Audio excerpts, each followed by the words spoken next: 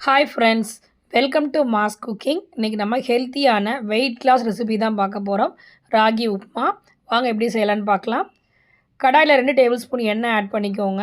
அதில் அரை டீஸ்பூன் கடுகு, அரை டீஸ்பூன் உளுத்தம்பருப்பு, அரை டீஸ்பூன் கடலைப்பருப்பு போட்டுக்கோங்க. 2 பெரிய வெங்காயத்தை பொடியாக சாப் பண்ணி சேர்த்துக்கோங்க.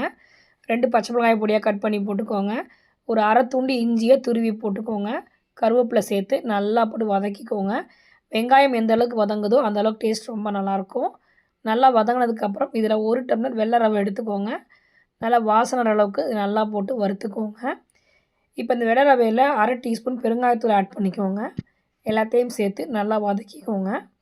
இது நல்லா வதங்கினதுக்கப்புறமேட்டு இதில் எந்த டம்ளரில் ரவை எடுத்தீங்களோ அதே டம்ளரில் 1 டம்ளர் ராகி மாவு எடுத்துக்கோங்க.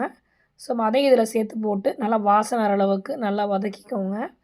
அடுப்பு மீடியம் ஃப்ளேம்லேயே இருக்கட்டும், ஏன்னா கருகிடும்.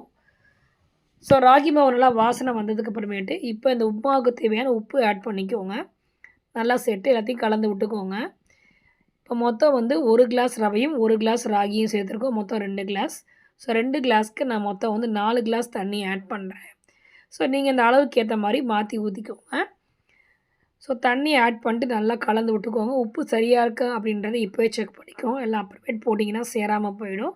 அதனால் இப்போயே உப்பு சரியாக இருக்கான்னு செக் பண்ணிக்கோங்க.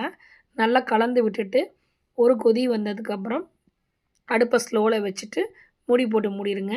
ஒரு 5 மினிட்ஸ் கழித்து அதை எடுத்து நல்லா கிளறி விடுங்க. 1 ஸ்பூன் ஆயில் ஆட் பண்ணிக்கோங்க.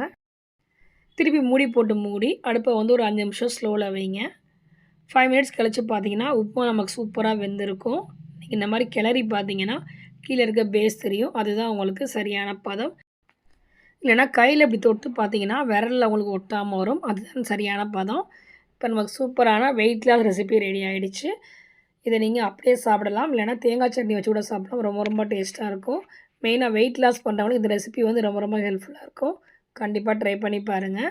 வீடியோ பிடிச்சிச்சின்னா லைக் பண்ணுங்கள், ஷேர் பண்ணுங்கள், கமெண்ட் பண்ணுங்கள். மறக்காமல் மாஸ் குக்கிங்க்கு சப்ஸ்கிரைப் பண்ணுங்கள்.